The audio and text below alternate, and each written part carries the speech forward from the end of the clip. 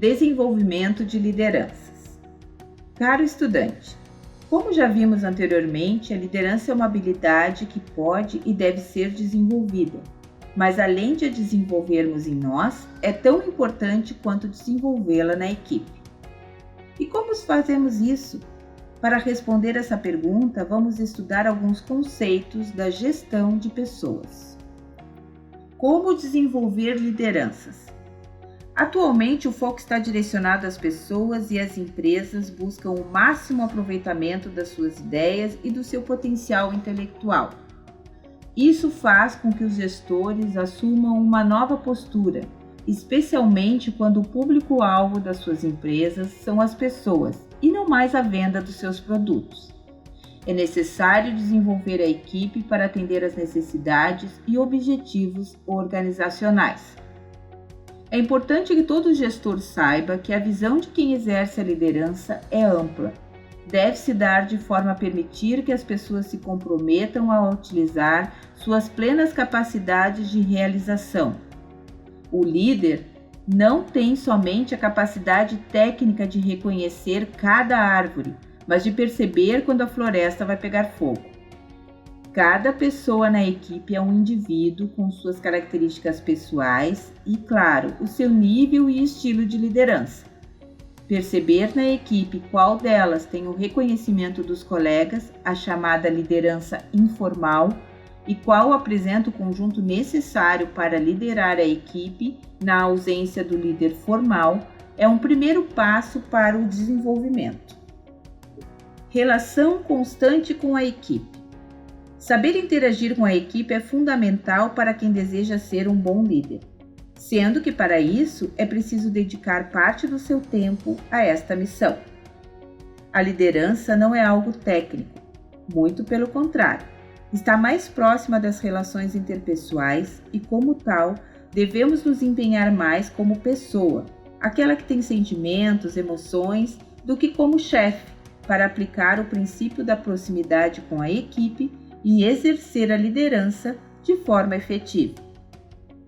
Para manter essa proximidade, os líderes de grandes organizações sabem que, por mais concorrida que seja a sua agenda, é essencial manter uma postura aberta e acessível a todos. Os colaboradores devem perceber que podem abordá-lo a qualquer instante, que sempre serão bem recebidos. Ter em sua rotina atividades como fazer refeições com seus liderados, visitar áreas de convivência e participar de confraternizações são atividades comuns para líderes de grandes corporações. Identificando líderes em potencial.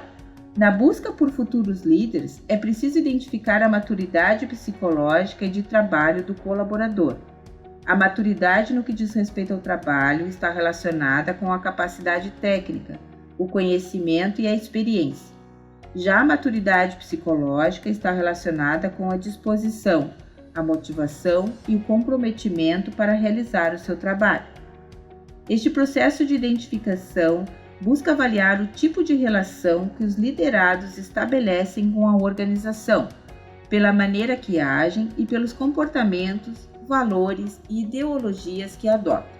Para isso, há a necessidade de líderes flexíveis, criativos, inovadores e principalmente dispostos a realizarem constantemente o aprendizado. O líder do futuro possui um perfil mais próximo ao de um empreendedor autônomo, dado seu crescente desejo de independência no trabalho. Ferramentas para o desenvolvimento de lideranças. Existem alguns modelos que são aplicados nas organizações para avaliar e melhorar o desempenho dos gestores e dos seus subordinados. As avaliações são necessárias e importantes porque indicam o que deve ser melhorado nas atitudes cotidianas desses indivíduos, beneficiando a organização e os indivíduos que a compõem.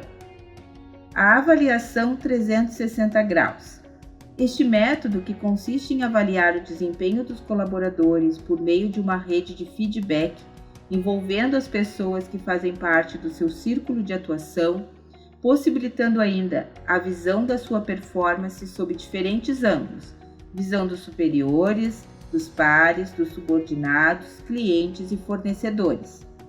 ela possibilita identificar a performance dos colaboradores dentro de padrões e critérios de desempenho estabelecidos, considerando os valores culturais predominantes na empresa. Coaching. Esta ferramenta consiste no desenvolvimento do autoconhecimento do gestor e no conhecimento amplo da empresa e das atribuições para suas atividades. O programa é desenvolvido de forma individual e direcionada, melhorando as atividades do gestor e, de certa forma, facilitando seu trabalho. O processo de coaching é contínuo, variando a duração de acordo com as necessidades do profissional e da organização. Isso porque as atitudes, tanto pessoais quanto profissionais, devem ser adaptadas, modificadas e melhoradas de forma organizada e contínua, devido ao fato de não ser comum profissionais mudarem de atitude de forma rápida. Mediante um processo participativo e dirigido de aprendizagem, o coaching ajuda o profissional a elaborar melhor o seu papel e a elevar o seu nível de competências, conhecimento, habilidades e atitudes, aperfeiçoando seu desempenho pessoal e profissional e ajudando-o a lidar com dificuldades que podem comprometer os resultados da empresa. Mentoring é um processo de desenvolvimento pessoal que direciona o profissional para a sua carreira. Enquanto que o coaching está voltado de forma mais direcionada para o desenvolvimento de lideranças e supervisão em empresas, o mentoring tem o objetivo de prepará-lo, realizando ajustes finos referentes às características comportamentais ou desempenho, aumentando sua exposição a outras áreas da organização para que outros pares reconheçam essa promessa de desempenho. De forma simplificada, podemos entender o mentoring como a transferência de sabedoria entre uma pessoa mais velha e mais experiente no ramo para uma pessoa que está iniciando sua carreira.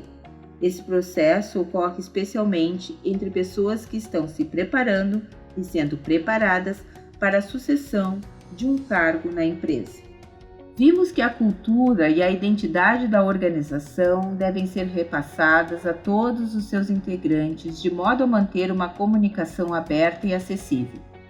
A formação e a avaliação contínua dos líderes são fundamentais para o bom andamento da organização e existem ótimas ferramentas para as diferentes necessidades.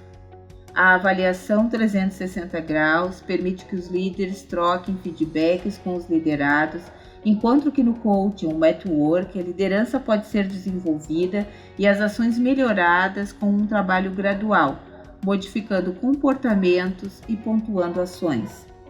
É importante entendermos e aplicarmos essas ferramentas de forma madura, avaliando e aceitando o processo de avaliação como uma oportunidade de melhoria e não como uma crítica pessoal, minimizando assim os conflitos interpessoais.